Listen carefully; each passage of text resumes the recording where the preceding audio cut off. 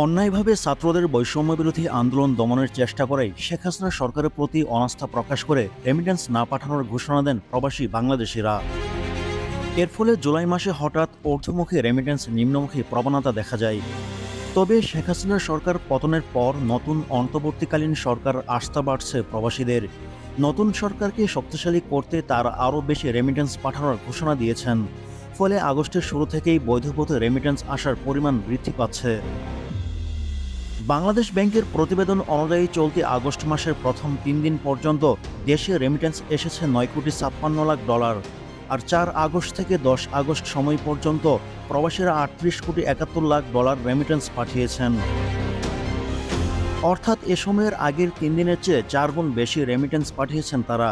সব মিলিয়ে আগস্টের প্রথম ১০ দিনে রেমিটেন্স এসেছে $৪৮,২৭,০০,০০০। চলতি মাসের প্রথম ১০ দিন রাষ্ট্র মালিকানাধীন ব্যাংকগুলোর মাধ্যমে এসেছে $৪,৪৭,৩০,০০০। আর বিশেষায়িত দুই ব্যাংকের মধ্যে একটির মাধ্যমে $১,৭,১০,০০০ এসেছে।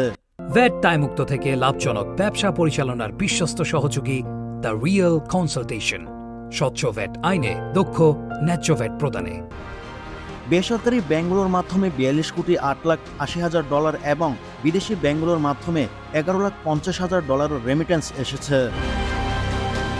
এর আগে প্রবাসীরা শিক্ষার্থীদের আন্দোলনের সঙ্গে একাত্মতা প্রকাশ করে সরকারের বিরুদ্ধে নানা অনিয়ম আর দুর্নীতির অভিযোগ এনে সরব হন। এর প্রভাব পড়ে রেমিটেন্সে। টানা ৩ মাস ২ বিলিয়নেরও বেশি আসা রেমিটেন্স হঠাৎ জুলাই মাসে ২ বিলিয়নের নিচে নেমে আসে।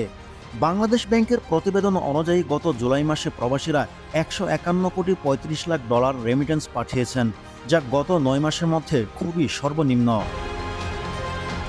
এর আগে ২০২৩ সালের সেপ্টেম্বর মাসে $১৩৩,৪৩,০০,০০০ রেমিটেন্স এসেছিল। তবে শেখ হাসিনা সরকার পতনের সঙ্গে সঙ্গে বৈধ পথে রেমিটেন্স আসার পরিমাণ হু হু করে বৃদ্ধি পাচ্ছে। শেখ হাসিনা সরকার পতন হয় গত ৫ই আগস্ট। ৬ আগস্ট কোনো সরকার ছাড়াই চলছে দেশ। ৭ আগস্ট অন্তর্বর্তীকালীন সরকারের প্রধান উপদেষ্টা হিসেবে ডক্টর মোহাম্মদ ইউনূসের নাম ঘোষণা করা হয়। এর পরের দিন ৮ আগস্ট ডক্টর মোহাম্মদ ইউনূসের নেতৃত্বে নতুন সরকার দায়িত্ব গ্রহণ করে।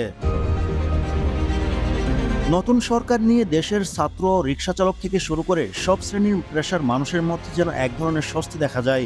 তেমনি প্রবাসীরা এ সরকারের প্রতি সম্পূর্ণ আস্থা প্রকাশ করেছেন। তারা ঘোষণা দিয়েছেন নতুন সরকারকে সহযোগিতা করতে তারা আরও বেশি রেমিটেন্স পাঠাবেন। এ প্রসঙ্গে জানতে চাইলে সৌদি আরবে অবস্থানরত মহিউদ্দিন গণমাধ্যমকে বলেন, পরিবার পরিজন যেন স্বচ্ছন্দে জীবনযাপন করতে পারে সেজন্য সবাইকে ছেড়ে প্রবাসে অবস্থান করছেন তিনি। কিন্তু গত ২ মাসের দেশে ইন্টারনেট বন্ধ সহ অস্থিতিশীল পরিস্থিতির কারণে পরিবারের কাছে টাকা পাঠাতে পারেননি, কারণ টাকা পাঠানোর সব মাধ্যমে বন্ধ ছিল। তখন অনেকে বিকল্প উপায়ে হুন্ডির মাধ্যমে টাকা পাঠিয়েছেন। এখন নতুন সরকার দায়িত্ব নেওয়ায় আমাদের প্রবাসীদের মধ্যে আস্থা আরও অনেক আগের চেয়ে বৃদ্ধি পেয়েছে। ফলে এখন থেকে চেষ্টা করব আরও বেশি রেমিটেন্স পাঠাতে। প্রবাসী সবার মধ্যেই এমন মনোভাব তৈরি হয়েছে বলে জানিয়েছেন তিনি। তবে নতুন সরকারের কাছে আমাদের বড় প্রত্যাশা হচ্ছে রেমিটেন্স পাঠানোর প্রক্রিয়া যেন আরও সহজ করা হয়, যাতে আমরা সবাই যখন তখন চাইলে রেমিটেন্স পাঠাতে পারি।